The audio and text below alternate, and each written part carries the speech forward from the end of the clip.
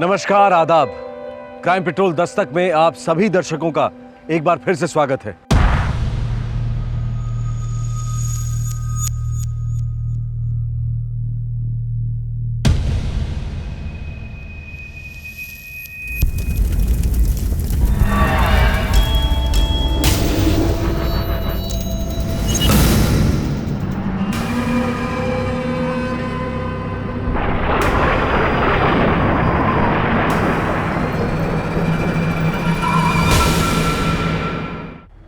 मुर्दे सिर्फ कहानियों और हॉरर फिल्मों में जिंदा होते हैं।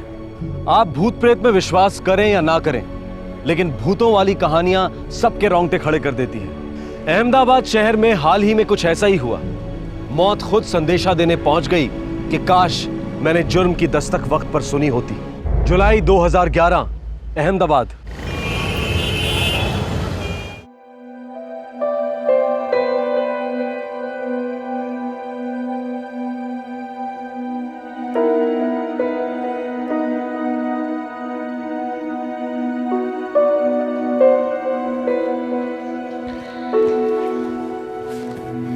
बाय पापा। बाय बेटा, संभल कर जाना। हाँ? अरे मनीषा, बिजली का बिल भरना है, भूलना नहीं। हाँ हाँ बा, नहीं भूलूंगी।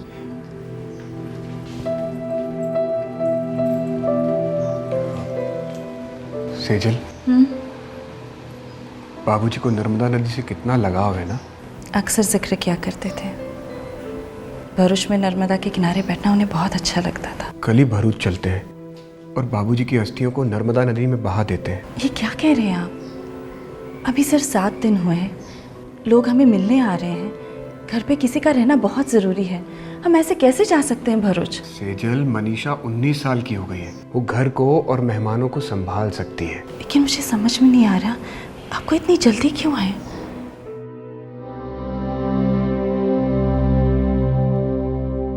मुझे अच्छा नहीं लग रहा कि बाबूजी की अस्थियां अब तक घर में पड़ी हैं।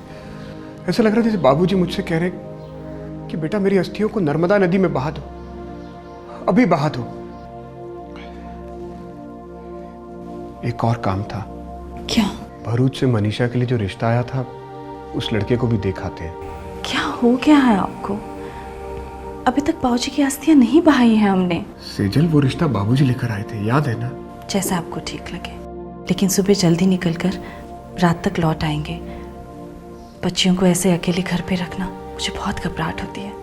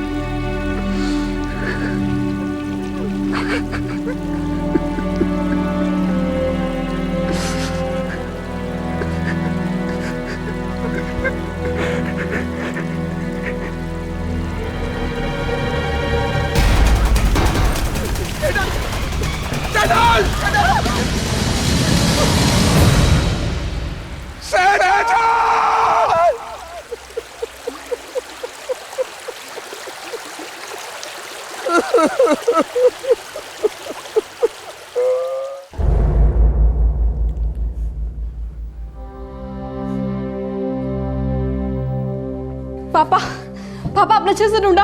अच्छे तरीके से? हाँ बेटा, नदी के चारों तरफ देखा मैंने। पापा मदद मांगते, चिल्लाते, लोगों को इकट्ठा कर दे। कोई ना कोई जरूर होता जो तैरना जानता और खुद कर बाघ को बचा लेता। आवाज ही बंद हो गई। सब कुछ इतना अचानक हो गया कि डर गया मैं। बेटा शौक हो गया था। पापा हम बाघ को ढूंढ के ही रहेंगे। चलिए अब अभी चलिए। मेरी सेजल तैरना नहीं जानती थी। डूबने में 20 सेकंड से कम समय लगता है राजेश जी। अब भरूच से अहमदाबाद गए, बेटियों को बताया और अब यहाँ आए। 16 घंटे बीत चुके हैं। भरूच में मदद नहीं मांगी आपने? समझ में नहीं आ रहा था मैं क्या कर रहा हूँ, क्या हो रहा है। सर प्लीज हमारी बाघ को ढूंढने में मदद कीजिए। शायद किसी ने उनकी जान बचा ली हो। बचा ली होती तो खुद कांटेक्ट करती ना, सीधे घर चली आती। या उनका भी दिमाग सुन पड़ जाता है राजेश जी की तरह।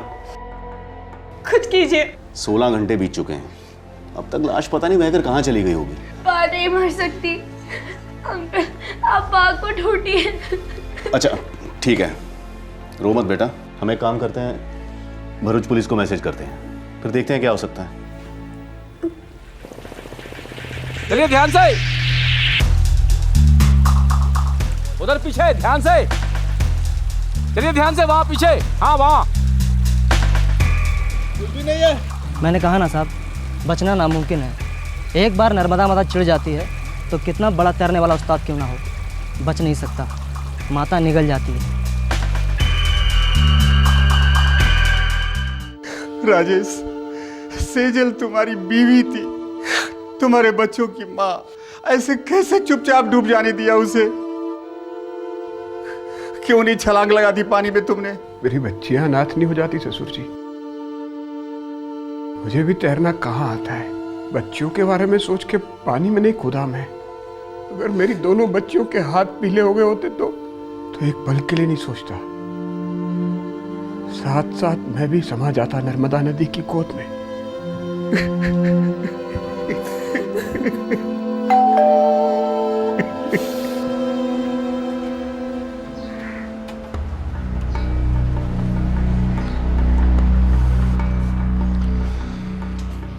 हमारी टीम और गांव वालों ने ऊपर से नीचे तक 30 किलोमीटर तक ढूंढा, समंदर तक ढूंढा, लेकिन कुछ नहीं मिला।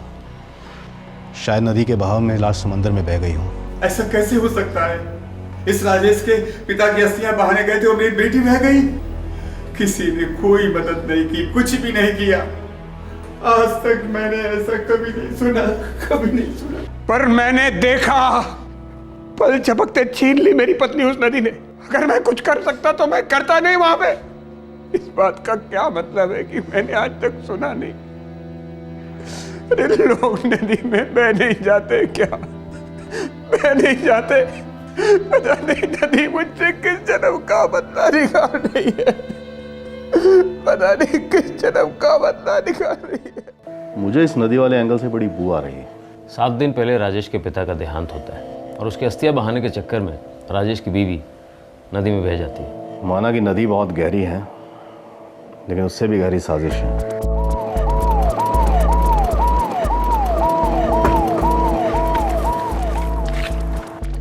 हमारे साहब आपसे मिलना चाहते हैं, पुलिस स्टेशन चलना होगा।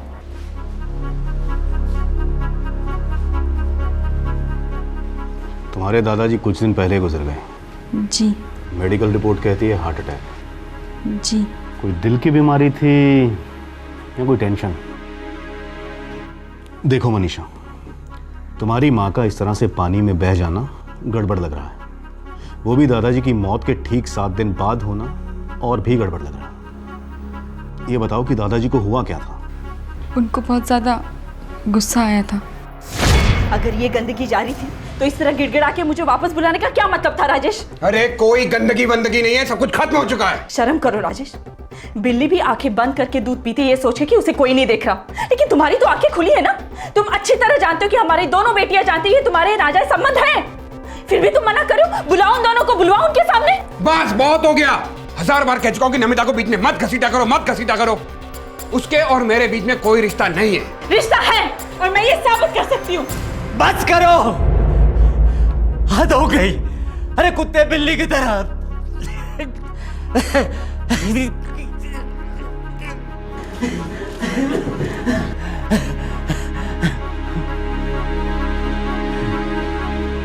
अरे कोई लाज, कोई शर्म बच्ची है या नहीं इस घर में? 2 जवान बच्चियों को अच्छे संस्कार दिए जा रहे हैं। बाबूजी, अब आप शांति रखिए। चुप। अरे तूफान तुम खड़ा करते हो और शांति मैं रखूं? बेशर्म हो राजेश, बेशर्म हो तुम और बदनसीब हो। अरे अपनी खुश नसीबी पहचान नहीं पा रहे तुम। अरे इतनी अच्छी बीवी है तेरी, अरे 2 बच्चे हैं, तो क्या ढूंढने जाते हो बाहर तुम? जानवर है तू। हमने कभी तुम्हें गलत नहीं सिखाया। देखो राजेश, तुम दोनों ने लव मैरिज किया है। हमने कभी अड़चने आने दी है उसमें? सेजल के माताजी और बापूजी ने भी तुम्हें सहारा दिया है, सपोर्ट किया है, और आज तुम्हारे प्रेम कहानी का ये हशर है। अरे तुम्हारी ये हरकतें तुम्हारे माँ को खा गई। अब एक बार मुझे खा जाए तो तुम्हें सुकून मिलेगा। दादाजी पापा और पा का झगड़ा देख नहीं पाते थे। 1-2 दिन बाद फिर झगड़ा हुआ और उन्हें हार्ट अटैक आ गया। ये नमिता कौन है? पापा के साथ म्युनिसिपल ऑफिस में काम करती है, विधवा है। उसका और पापा का अफेयर था।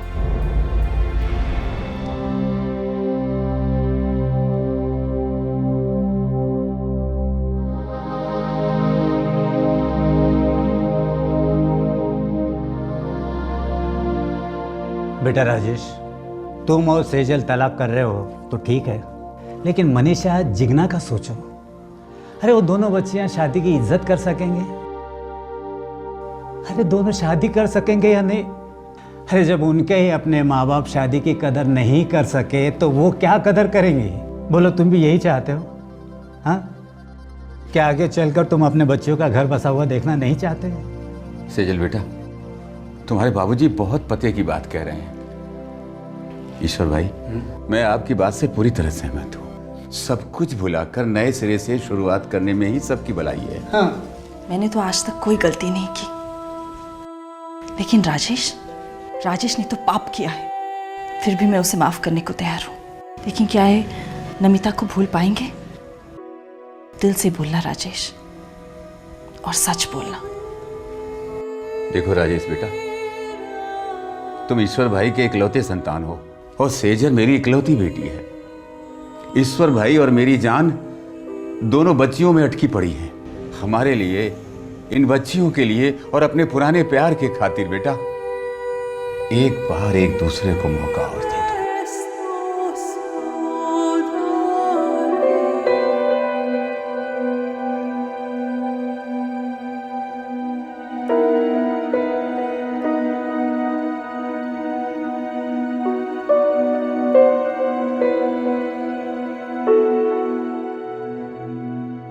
ये 1 साल पहले की बात है? सर 9 महीने पहले की बात है। तो तुम्हारे पापा ने फिर से नमिता से रिश्ता जोड़ा, कसम भी तोड़ी और तुम्हारी माँ का दिल फिर से तोड़ दिया। ऊपर से देखा जाए तो ये एक एक्सीडेंट का केस जान पड़ता है। राजेश और सेजल बाबूजी की अस्थियां पानी में बहाने जाते हैं और दुर्भाग्यवश सेजल नदी में बह जाती है और डूबकर मर जाती है। लेकिन पुलिस के मन में शक का बीज तब उठा जब उन्हें पता चला कि राजेश ने अपनी पत्नी को बचाने के लिए कुछ भी नहीं किया था, एक छोटी सी कोशिश भी नहीं, मदद के लिए चिल्लाया तक नहीं। जाहिर है कि पुलिस को पूरी की पूरी दाल काली लगने लगी। क्या इस काली दाल में कुछ पीला भी था? क्या राजेश की बातों में कुछ सच्चाई थी या नहीं? देखिए, हमें पूरा डाउट है कि ये केस एक्सीडेंट का केस नहीं है। सेजल पुल पर से गलती से नहीं गिरी, कुछ और हुआ है, जुर्म हुआ है। आपको किसी पर शक है? शक करने से क्या होगा? सेजल वापस आएगी, मेरी नवासियों को उनकी माँ वापस मिलेगी। नहीं मिलेगी, लेकिन शायद सेजल की आत्मा को शांति मिलेगी। आपको नहीं लगता कि राजेश झूठ बोल रहा है? राजेश ने मेरी बेटी का भरोसा और दिल दोनों तोड़ा है। मैं उस पर या उसकी बातों पर कभी यकीन नहीं करता, लेकिन मैं उसे खूनी नहीं मान सकता। राजेश उस हद तक नहीं जा सकता है। प्यार तो है, सालों से है। वो शादीशुदा है, 2 जवान बेटियां हैं राजेश की। प्यार वो सब कुछ नहीं देखता। और हाँ, मैं भी कभी शादीशुदा थी, मेरे भी 2 बच्चे हैं। पति की मौत कैसे हुई थी आपके? उनका एक्सीडेंट हुआ था, लेकिन हाँ, मैंने उन्हें नहीं मारा और ना ही सेजल को, जिसका आप मुझ पर शक कर रहे हैं। क्यों ना करें शक? सेजल अगर राजेश की जिंदगी से निकल जाती और राजेश मुझसे शादी कर लेता तो बढ़िया होता। सेजल को मार कर अपना घर बसाना नहीं इंस्पेक्टर, कभी नहीं। प्यार एक चीज़ होती है और पागलपन दूसरी। सेजल के खून में शामिल होना मतलब अपने बच्चों की जिंदगियों को खतरे में डालना है। मैं राजेश से इतना प्यार नहीं करती जितना अपने बच्चों से प्यार करती हूँ। मनीषा, क्यों किया तूने ऐसा? जो पुलिस ने मुझसे पूछा मैंने सच सच बता दिया। मैंने आज तक कभी तुम दोनों से झूठ बोला? तेरी बात से बोला हो, लेकिन तुमसे कोई झूठ बोला? चिकना बेटा तू बता, तुझे क्या लगता है कि जो कुछ हुआ वो हुआ ही नहीं है? तेरी माँ गिरी नहीं है, मैंने धक्का दिया उसे। बोल, तुझे ऐसा लगता है? मुझे ऐसा लगता है। मुंह तोड़ दूंगा तेरा। उससे मेरा मुंह बंद नहीं होगा। आप बा से नफरत करते थे और आप नहीं चाहते थे कि बा इस घर में वापस आए। ऐसा अगर ऐसा होता तो पिछले 1 साल से हम लोग इस घर में एक साथ रहते। क्योंकि दादाजी और नाना जी ने आप पे दबाव डाला था, इसलिए। और दादाजी तो अब रहे नहीं, और उनके बिना नाना जी आपको कुछ कह नहीं सकते। बस कर अब। दादाजी ने भी आपसे यही कहा था, बस। लेकिन आपने सुना? आप तो उस नमिता की शादी करके रहेंगे, लेकिन पापा, बाप को देख रही है, बाप को देख रही है पापा।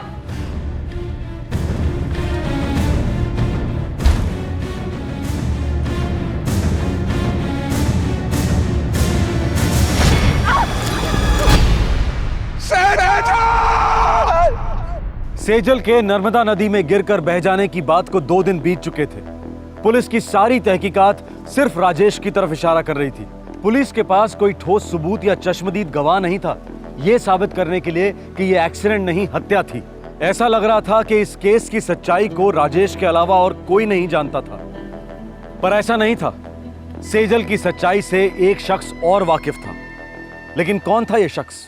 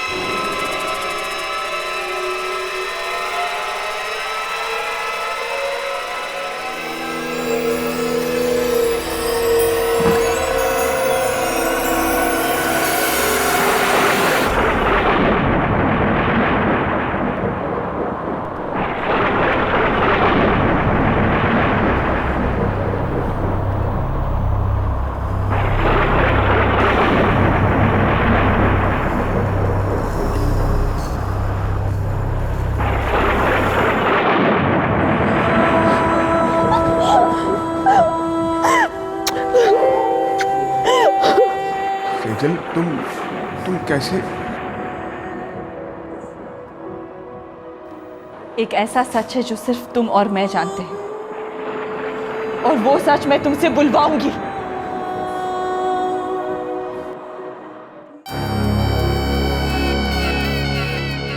मैंने झूठ बोला, मैंने सबसे झूठ बोला।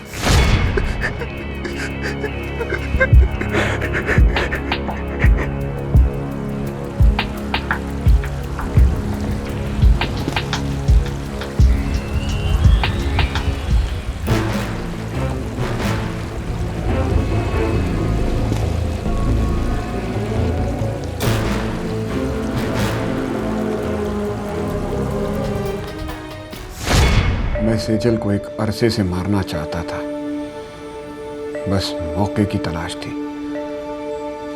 मौका मिलते ही मैंने सारी प्लानिंग कर ली। मुझे मालूम था कि सेजल को तैरना नहीं आता है, इसलिए उसके बचने का तो कोई चांस ही नहीं था। बाबूजी के जाने के बाद मैंने सोचा कि बस बहुत हो गया शादी का नाटक। मुझे नहीं बनना है शादीशुदा जिंदगी का आदर्श पति। शादी का मतलब तो मन और दिल का मिलन होता है। लेकिन सेजल मेरे गले से बंधी हुई पत्थर थी, बोझ थी वो। मैं अपनी दोनों बच्चियों से बहुत प्यार करता हूं, लेकिन मुझे अपनी जिंदगी जीनी थी और मेरे ससुर जी ऐसा कभी नहीं होने देते। इसलिए मैंने सेजल को हमेशा के लिए अपनी जिंदगी से अलग कर दिया।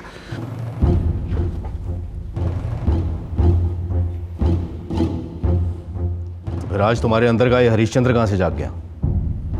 डर के मारे या पछतावे से?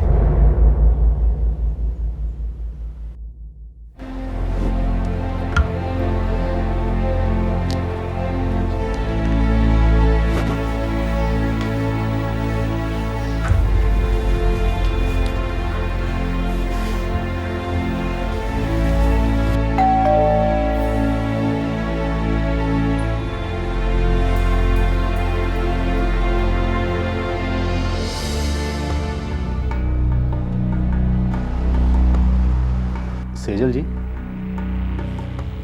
आखिर आप मौत को मात देकर वापस कैसे लौटी? मुझे वापस भेजा गया, सच बताने। वापस भेजा गया? किसने भेजा? मेरी मौत ने।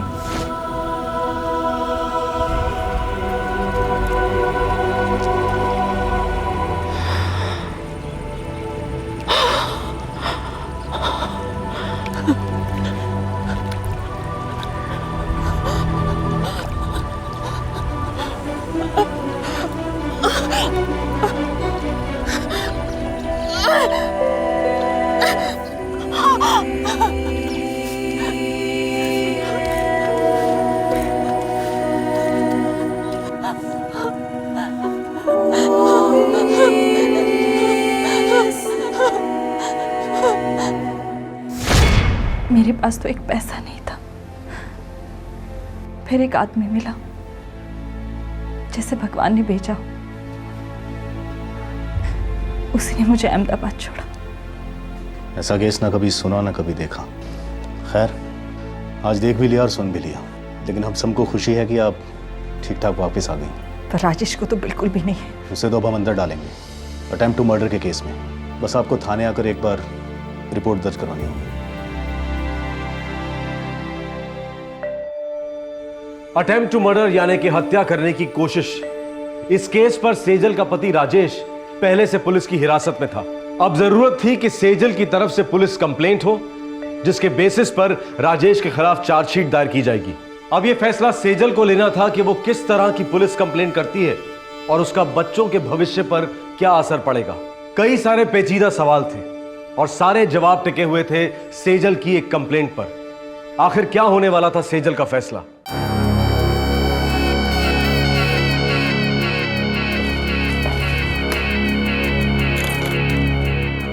तुम जा सकते हो। सुना नहीं? तुम जा सकते हो, तुम्हारी रिहाई हो गई है।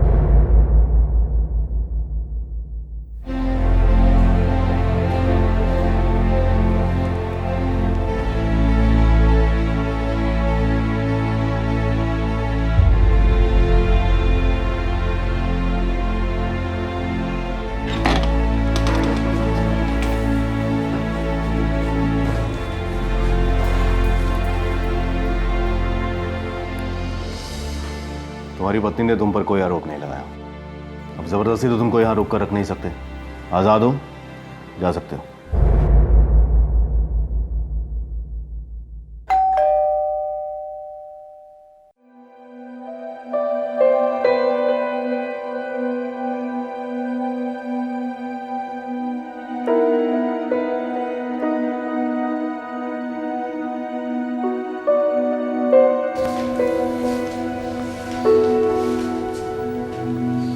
सेजल, तुमने मेरी इतनी बड़ी गलती को माफ कर दिया?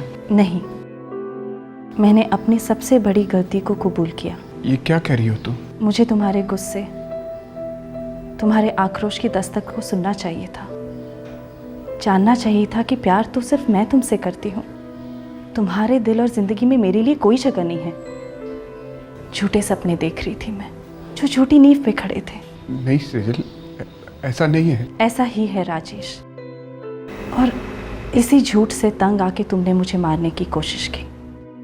फिर भी मैंने तुम्हें माफ कर दिया, क्योंकि मैं जानती हूँ तुम्हारी अपनी जान जा रही थी जो नमिता में अटकी थी। उसका इसमें कोई हाथ नहीं है।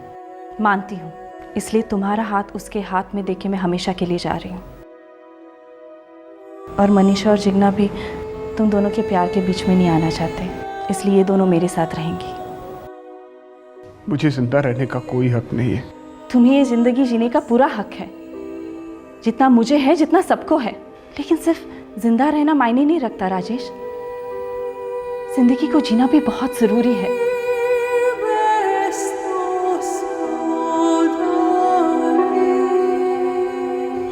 बाबूजी, मुझे माफ कर दीजिए। मैंने अपने पिता में और आप में कभी कोई अंतर नहीं समझा। अगर आप जिंदा होते तो ये सब कुछ होता ही नहीं। लेकिन अब जहां भी है, राजेश को माफ कर दीजिए। उसको अपनी जिंदगी जीने का पूरा हक है, और मुझे अपनी खुशियों के लिए किसी को बर्बाद करके कोई खुश नहीं रह सकता भाऊजी, खुश नहीं रह सकता।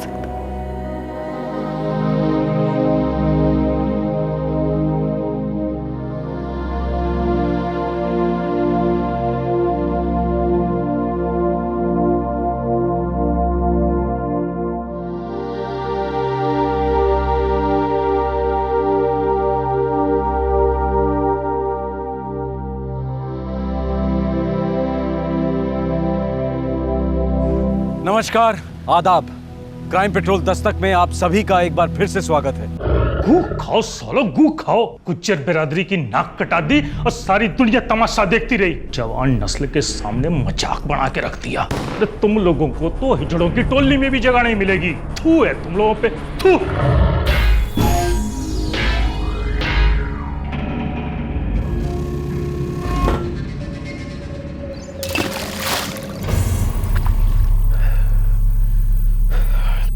धुल गए पाप। अब कोई कुछ बोल के दिखा दे। अब देखते ना राजपूतों के पिछवाड़े में कितना दम है। साले हम गुजरों को नीचा दिखाना चले थे, मिल गया जवाब सालों को। राष्ट्रपिता महात्मा गांधी ने जातिवाद को मानवता का सबसे बड़ा दुश्मन माना था, पर दुश्मनी के दलदल में पनपने वाला जातिवाद का नासूर दम तोड़ने का नाम ही नहीं लेता, बल्कि दिन ब दिन ये जाने लेता जा रहा है, तबाही मचाता जा रहा है। जून 2010, नई दिल्ली।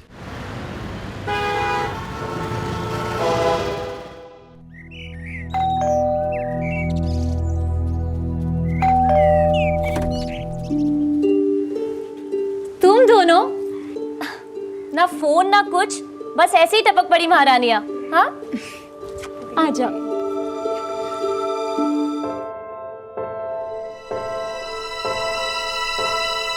क्या हुआ?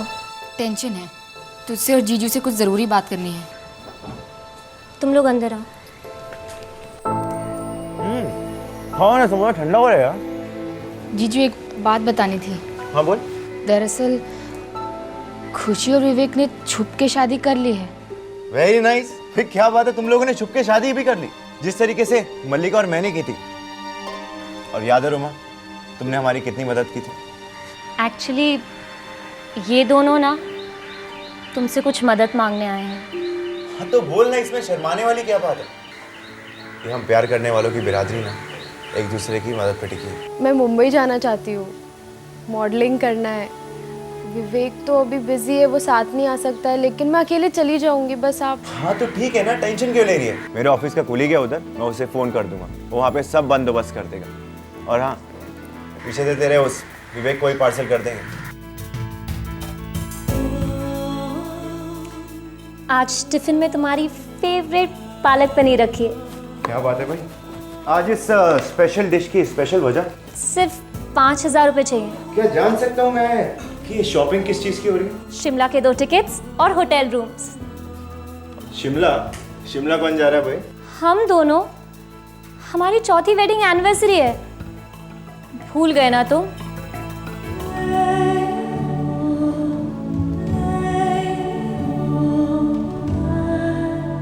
तुमने इसे सोच भी कैसे लिया कि मैं वो दिन कभी भूल भी सकता हूँ? मैंने कभी सोचा भी नहीं था कि हम लोगों की शादी हो पाएगी। लेकिन मुझे पूरा विश्वास था, कभी कोई डाउट नहीं था। अब तुम ये सोचना समझना मुझ पे छोड़ो और अपनी चेकबुक भी। चेकबुक? ठीक है। और मैं? तुम्हें तो शिमला ले जा रही हूँ ना।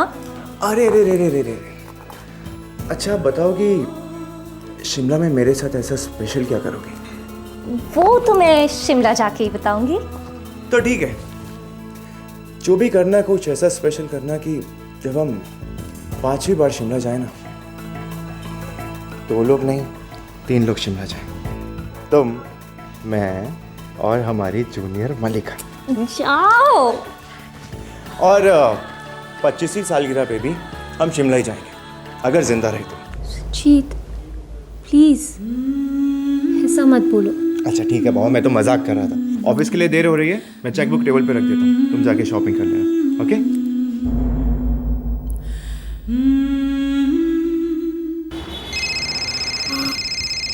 हेलो, नमस्ते जय जी। हाँ पुलकित, कैसा है? बड़े दिन हो गए थे, दीदी से ना बात हुई, आपसे भी बात नहीं हुई। हाँ काफ़ी दिन हो गए। और सुना? जी जी, आपसे ना एक हेल्प चाहिए थी, आके मिल सकता हूँ क्या अभी? हाँ जी जी, थोड़ा अर्जेंट है। तो एक काम कर, ऑफिस आ जा। जीजा जी, मैं ना अशोक विहार फेज 2 में हूँ। तो वो तो मेरे ऑफिस के रास्ते में पड़ता है। हाँ जी जी। तो एक काम कर, वहीं वेट कर, मैं तुझे जाके पिक करता हूँ। मैं वेट कर रहा हूँ आपका।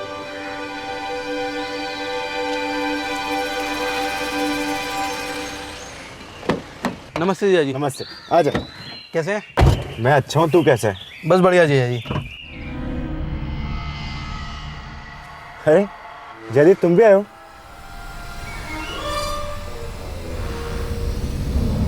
पुलकित, तो क्या कर रहे हो यार? ठोक दे कुत्ते को।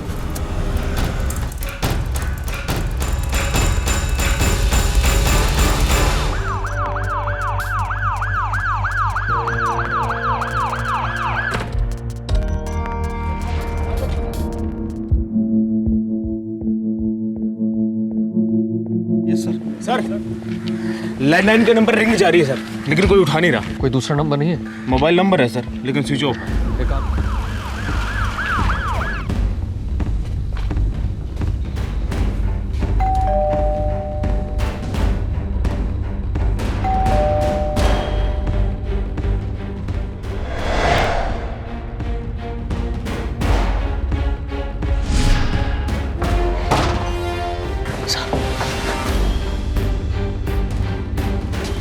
चेक करो यार। जी सर।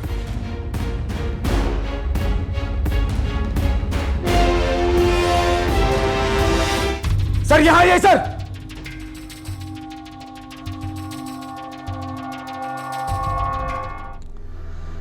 दोनों गोलियां नजदीक से चलाई गई और दोनों की मौतें भी तुरंत हुई, ऑन द स्पॉट।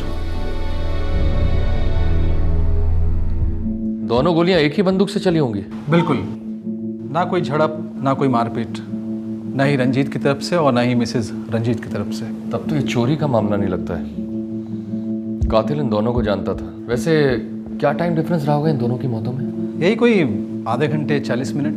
रंजीत की बॉडी जिस कार से मिली है, वहां से रंजीत का घर भी आधा घंटा की दूरी पर है। सर, रणजीत और मल्लिका दोनों वजीरपुर के रहने वाले हैं। इन दोनों की फैमिली को इन्फॉर्म कर दिया है, बस बॉडी क्लेम करने आते ही होंगे।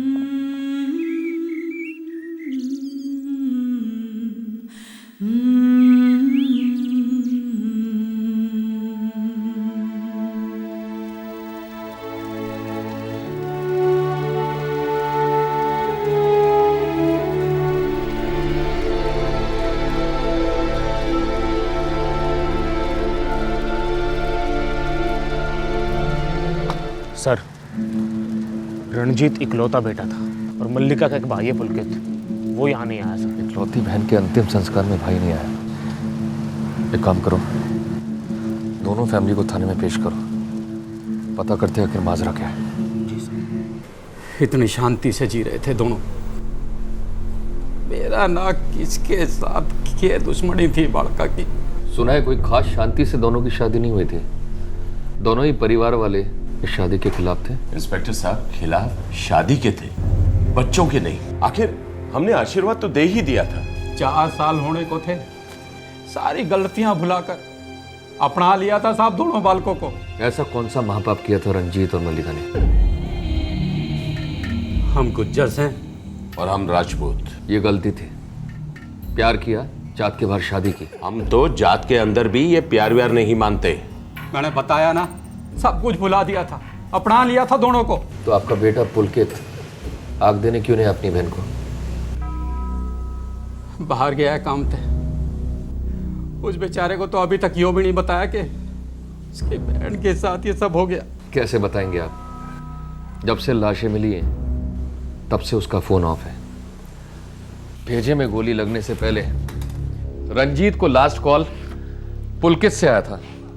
ऐसे रंजीत के फोन रिकॉर्ड्स बताते हैं और उसी फोन रिकॉर्ड से हमें पुलकित का नंबर भी मिला और यह भी पता चला कि रंजीत के मौत के बाद भी पुलकित का नंबर ऑन था,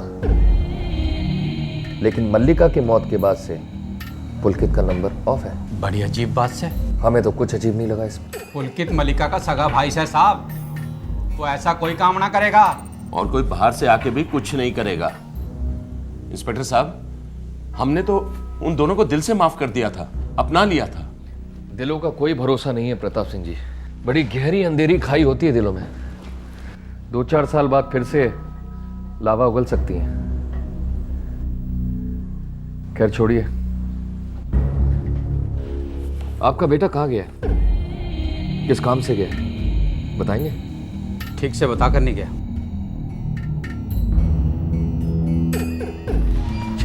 सर, मल्लिका के फोन रिकॉर्ड चेक किए सर। इसमें आखिरी नंबर उसकी चचेरी बहन रोमा का है सर। रोमा कहाँ रहती है? सर वो दिल्ली में रहती थी, लेकिन उसका फोन बंद है सर। उसके घर गए थे? लेकिन ताला बंद है सर। उसके साथ और कोई रहता है? वो अकेली रहती थी दिल्ली में। उसकी पूरी फैमिली वजीरपुर में रहती है सर। मल्लिका के पिता का छोटा भाई है रोमा का पिता वीरेंद्र सर।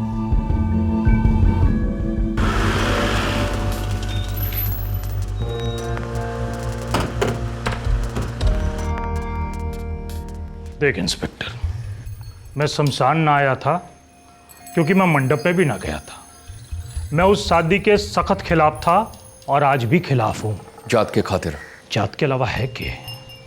हाँ? अरे गुज्जर बिरादरी की छोरी राजपूता के घर चली गई, इसका मतलब आपके समझोगे? मैं सिर्फ कानून की भाषा समझता हूं वीरेंद्र जी, और इस देश का कानून जातिवाद को जुर्म मानता है। खैर छोड़िए, आपकी बेटी रोमा का है? मने ना बेरा।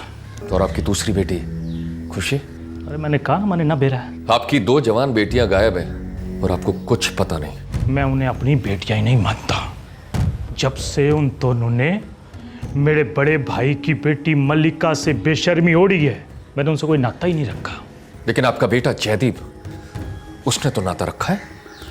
3 दिन पहले उसने रोमा से बात की थी। वही होगी बात है। की होगी नहीं, की है। जयदीप कहाँ है? खुद ही ढूंढ ले। अच्छा, हम उसे खुद ही ढूंढ लेते हैं, लेकिन एक बात याद रखना, छुपने वाले को हम अपने तरीके से ढूंढते हैं। फिर मेरे सामने आकर रोइएगा मत। राम राम। चल राजदीप। बड़ा पेचीदा मामला है। रंजीत और मल्लिका के माँ बाप ने शादी को स्वीकार लिया, लेकिन मल्लिका का चाचा वीरेंद्र, इसने जहर नहीं थूका। और सर मल्लिका का भाई पुलकित और रोमा का भाई जयदीप दोनों लापता। रोमा का भी कोई कांटेक्ट नहीं। अजीब फैमिली ड्रामा है। जात के बाहर शादी हुई, अब 4 साल बाद इस बात को कुरेदने का क्या मतलब? मुझे तो लगता है कि रोमा कुछ ना कुछ तो जानती होगी, तभी उसे गायब किया गया है। तुम एक काम करो दीवान, वजीरपुर को तुम अच्छी तरह छान डालो। रोमा, रंजीत और मल्लिका, इन सब की कहानी का हर पन्ना छाप दो, क्योंकि इन्हीं पन्नों से हमें इस केस का सुराग मिलेगा।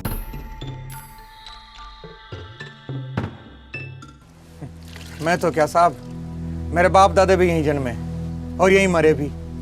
मैं भी यहीं मरूंगा साहब। मरे तो थारे गांव वाले हैं। रणजीत और मल्लिका दिल्ली में मरे हैं दोनों के दोनों। और वो भी बड़ी जवानी में। जवानी तो जड़ है साहब, हम वक्त बड़ी कमीनी चीज है, बलवा करा देती है, नहीं तो यूं अपनी बिरादरी के बाहर जाके कोई ब्याह करता। इसी भी क्या दुश्मनी होगी जात पात की?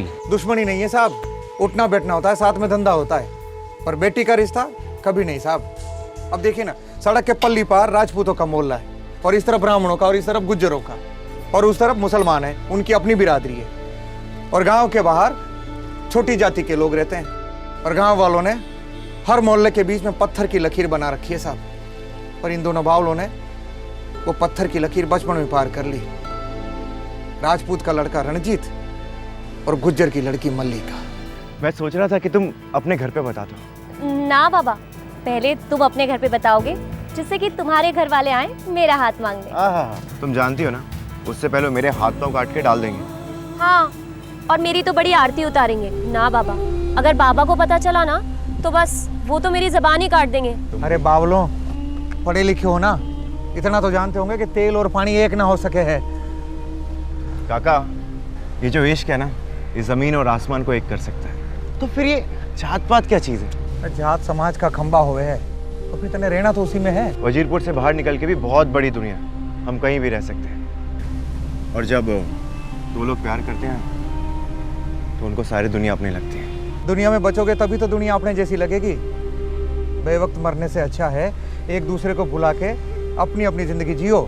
ना हम बेवक्त मरेंगे और ना ही एक दूसरे को भुलाएंगे। हम तेल और पानी को एक करके दिखाएंगे। क्या बताऊं साहब, मैंने कितना समझाने की कोशिश की दोनों को, पर दोनों ठहरे बावले। प्यार का भूत सवार था। बात की दोनों ने अपने अपने घरों में। फिर उसके बाद क्या हुआ?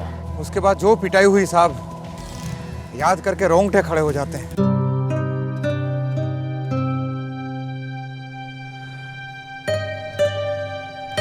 ये तुम्हारी आखिरी चाय है, इसके पैसे भी मत देना और चलते बनना। अरे देख क्या रहे हो बावलों, तुम्हें यहाँ मेरी दुकान पर किसी ने बैठे देख लिया तो तुम्हारे साथ साथ मुझे भी जिंदा जला देगा। खत्म कर लो चाय और खत्म कर लो किस्सा और चलते बनो।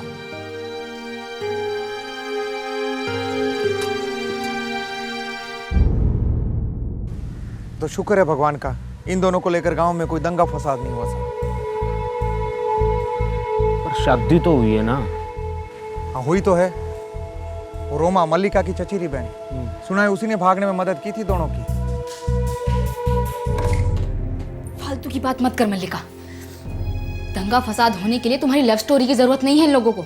एक पान की पिचकारी, एक दिवाली का पटाखा और एक पतंग, ऐसे 1000 बहाने हैं लोगों के पास। मुझे कुछ नहीं सोच रहा है रोमा, बहुत डर लग रहा है। तू एक काम क्यों नहीं करती, रणजीत के साथ दिल्ली भाग जा, वहां पहुंच के अपने आप सब समझ आ जाएगा। नहीं, वो लोग हमें ढूंढ लेंगे, और फिर अगर उन्हें रंजीत को कुछ। दिल्ली कोई दूध भात थोड़ी है जो ढूंढ लेंगे। और अगर रंजीत की इतनी फिक्र है ना तो कर ले किसी जात वाले से शादी। मैं रंजीत के साथ भाग के उससे शादी कर लूंगी। सुन, ज्यादा सोच मत, इतनी आगे तक आ गई है, अब पीछे मुड़ने का सवाल ही नहीं उठता। एक ही जिंदगी है, वापस नहीं आने वाली। और फिर तेरे साथ तो इस जिंदगी में प्यार भी है। इस प्यार को कभी मरने मत देना, समझी? चल जा। तू छाड़े दे, गलती तुम्हारी से। ये कांड होने से पहले ही कुछ कर दिया होता ना तो ये दिन ना देखना पड़ता। अब भी कुछ ना बिगड़ा भाई साहब, सवा लाख का खोद डालेंगे, बच के जाएंगे किद। तू रहने दे वीरू। ना, अब तो ना छोड़ूंगा। अब गुजरा की छोड़ी राजपूत के घर में ना जाएगी। आप बस नरम ना पड़ो, मैं इसकी खाल उधेड़ दूंगा। सर, रोमा को बहुत टॉर्चर किया गया, किंतु उसने मुंह ना खोला। और दिल्ली में रंजीत और मल्लिका ने जाकर शादी कर ली और उसके घर वाले भी राजी हो गए। नहीं सर, गजेंद्र का भाई वीरेंद्र इस शादी तक कभी भी राजी नहीं था, आशीर्वाद देने तक नहीं आया। पूरा का पूरा इल्जाम रोमा पर डाल रहा है, इसीलिए रोमा अपना घर छोड़कर दिल्ली में जाकर बस गई। यार मेरी एक बात समझ में नहीं आती, जब सब कुछ सेटल हो गया था तो 4 साल बाद ये वापस से दुश्मनी आने का क्या मतलब? कुछ तो है। कुछ नहीं सर, बहुत कुछ है। रोमा की छोटी बहन खुशी यानी वीरेंद्र की छोटी बेटी, उसको भी किसी दूसरी जात के लड़के के साथ प्रेम हो गया है। दरअसल खुशी और विवेक ने छुप के शादी कर ली है। ओह, इसलिए रोमा को जिम्मेदार ठहराया जा रहा है। क्या हुआ था रोमा के साथ? कहां थी वो और किस हाल में थी? पुलिस ने इस बहादुर लड़की की तलाश में पूरी ताकत लगा दी।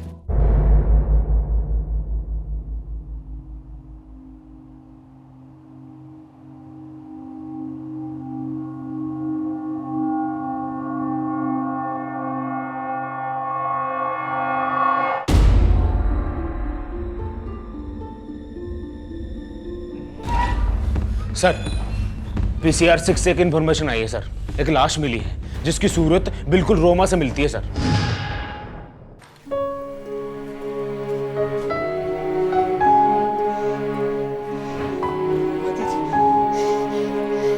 रोमा दीदी, रोमा दीदी, रोमा दीदी उठो, रोमा दीदी। बेटा, रोमा दीदी उठो ना। नहीं बेटा, इधर आ बेटा। उठो दीदी, दीदी, दीदी।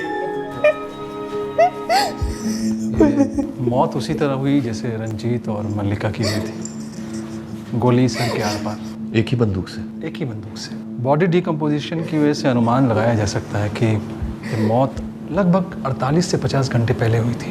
यानी 2 दिन पहले? यस सर, मल्लिका और रणजीत का कत्ल भी 2 दिन पहले ही हुआ था। बेटा, तुम्हारे भाई जयदीप और ताऊ के लड़के पुलकित ने मिलकर रंजीत, मल्लिका और रोमा का खून किया है।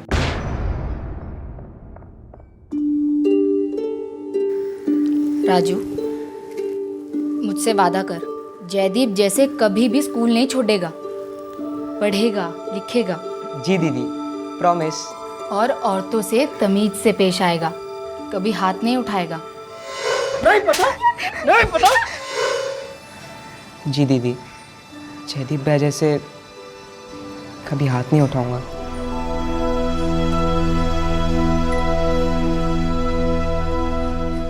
मल्लिका दीदी की बात को लेकर पापा पहले से ही गुस्सा थे रोमा दीदी से, और जब उन्होंने खुशी की मदद की तो पापा और जयदीप में आग बबूला हो गए।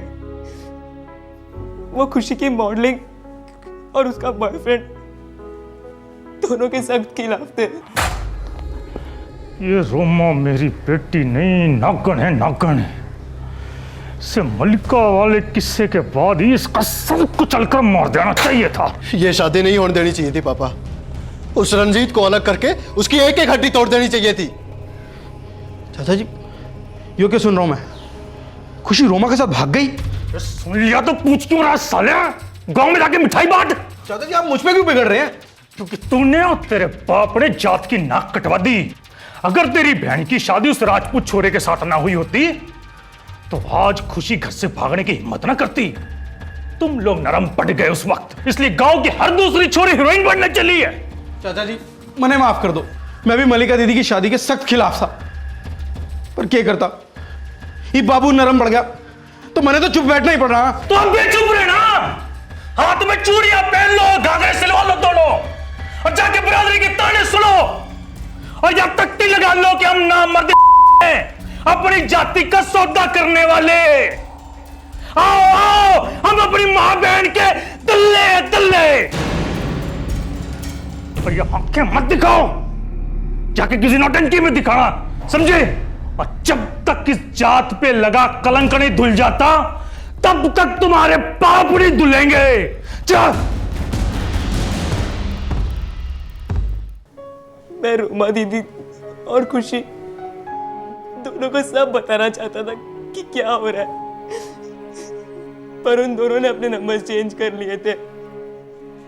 तो तुमने मल्लिका को फोन क्यों नहीं किया? सर, मेरा मल्लिका दीदी से 4 साल से कोई कांटेक्ट नहीं है। मेरे पास कोई नंबर्स नहीं थे सर, होते तो आज ये दिन नहीं देखना पड़ता सर।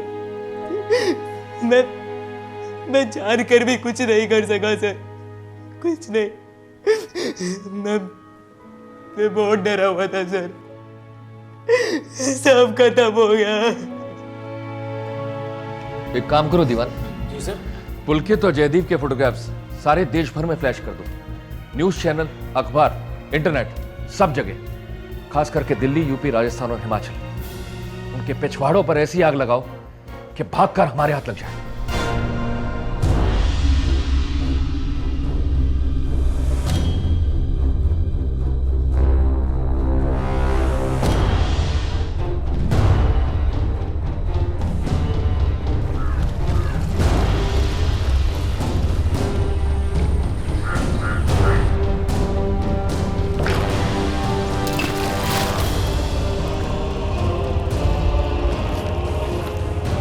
धुल गए पाप, मिट गया कलंक। इतिहास बनाने चले थे और खुद ही इतिहास हो गए। और इस इतिहास को साला याद ही कौन रखता है?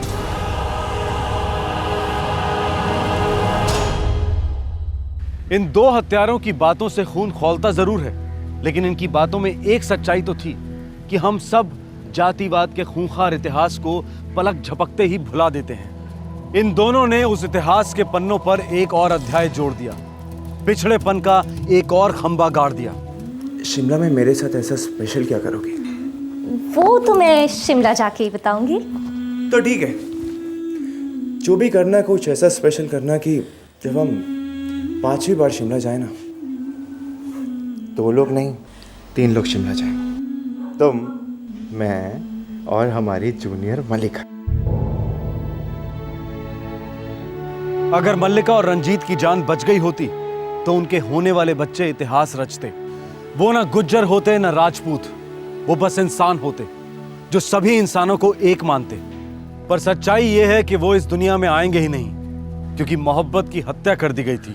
सर, आपके बेटे और भतीजे ने आपकी बहनों और बहनोइयों का मर्डर कर दिया। आपको कोई शर्म? पर भाई शर्म तो नहीं आनी चाहिए जिन्होंने अपनी जात की नाक कटवा दी। तो आप इस हत्या का समर्थन करते हैं? देख भाई, तेरा कानून चाहे इसे हत्या कहता हो, पर मैं इसे धर्म युद्ध कहूंगा। गोत्र की पवित्रता और जात की मर्यादा के लिए दोनों लड़कों ने अपने आप को नौछावर कर दिया। चल भाई, तेरा कानून चाहे जो मर्जी सजा दे, मैं ना डरता।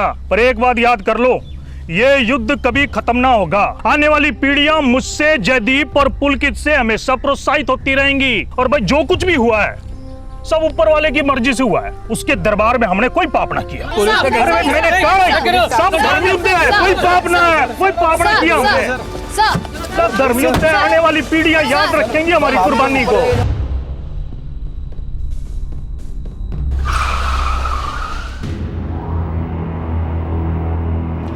का जाम लाग रहा भाई। हाँ, अरे जयदीप, वो भाई हम तो फेमस हो लिए और ये लगता है ये भी मारले खड़े हैं। डर लग रहा है मेरे भाई को। भाई रत्ती भर भी ना, बस एक ही बात का दुख है कि खुशी और विवेक दोनों मरने से बच जाएंगे। और सर जी, अरे हमें ढूंढने में क्यों अपना पसीना बहा रहे हो? हम लोग तो खुद ही आ गए आपके सामने। चलो, कहाँ चलो? सर जी, एक भी सवाल पूछने की जरूरत ना है, सारी स्टोरी बता देंगे वर्ड टू वर्ड। सर जी, जयदीप भैया को मैं लेकर गया था रंजीत से मिलाने के लिए।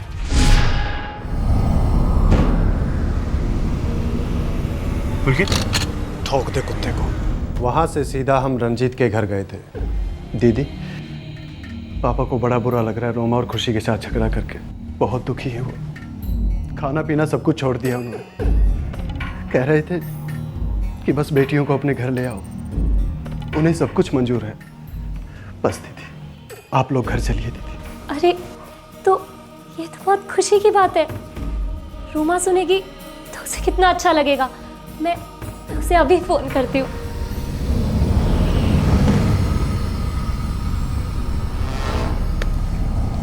भैया। हेलो रोमा, जयदीप। जयदीप, तुझे मेरा नंबर कहाँ से मिला? मल्लिका दीदी ने दिया। हम उन्हीं के घर पे हैं। तुम लोग वहाँ क्या कर रहे हो? पापा। खुशी तो खुशी के मारे बावली हो जाएगी ये सुन के कि पापा ने उसे और विवेक को अपना लिया है। क्या बात है जयदीप? पुलकित, जयदीप, बस खुशी और विवेक रह गए। रह गए? किस चीज से रह गए? आप तो जानते हैं ना सर जी, लेकिन फिर भी बता देते। वो दोनों रह गए मरने से, हमारे हाथों। और हम रह गए उनके सर में गोली मारने से। तुम दोनों को थोड़ा सा भी बुरा नहीं लग रहा? लग रहा है ना सर जी, बहुत बुरा लग रहा है। मर जाते तो सुकून मिलता। हमारी इज्जत का सवाल था, बस यो ही एक कसर रह गई। तुम लोगों की सगी बहन थी, तुम लोगों को राखी बांधती थी, तुम लोगों से रक्षा की उम्मीद रखती थी। अरे उम्मीद तो हम भी रखते थे, पर जात की रक्षा कौन करता? क्या जात, क्या समाज, क्या इज्जत?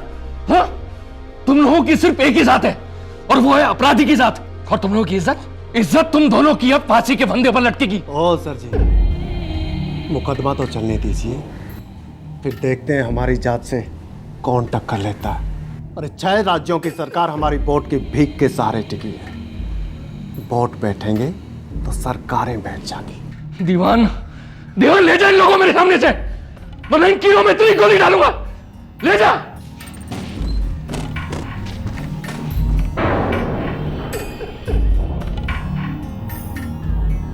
कोर्ट में पुलकित अपने स्टेटमेंट से मुकर गया, यह कहकर कि वो साजिश में शामिल तो था, लेकिन उसने खुद किसी को नहीं मारा।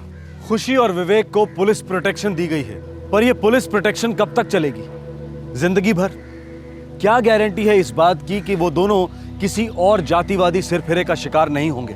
हमारे देश का संविधान और कानून बिना दो राय के जातिवाद और इस तरह की हत्याओं का हर तरीके से खंडन करता है। फिर हमारे पॉलिटिशियंस और प्रशासन इस तरह की लाचारी का प्रदर्शन क्यों करते हैं? और कितने मासूम लोगों की हत्याओं को नजरअंदाज करेगी ये वोट बैंक पॉलिटिक्स? सामाजिक सुधार और एजुकेशन तो चाहिए ही चाहिए, लेकिन उससे भी ज्यादा जरूरी है एक लोहे का हाथ जो जातिवाद के जहरीले सांप के फन को उठने ही ना दे। आपसे फिर मुलाकात होगी, अपना ख्याल रखें, सुरक्षित रहें। जय हिंद। इस तरह के और भी एपिसोड देखने के लिए हमारे चैनल को सब्सक्राइब करें और बेल आइकन दबाना ना भूलें।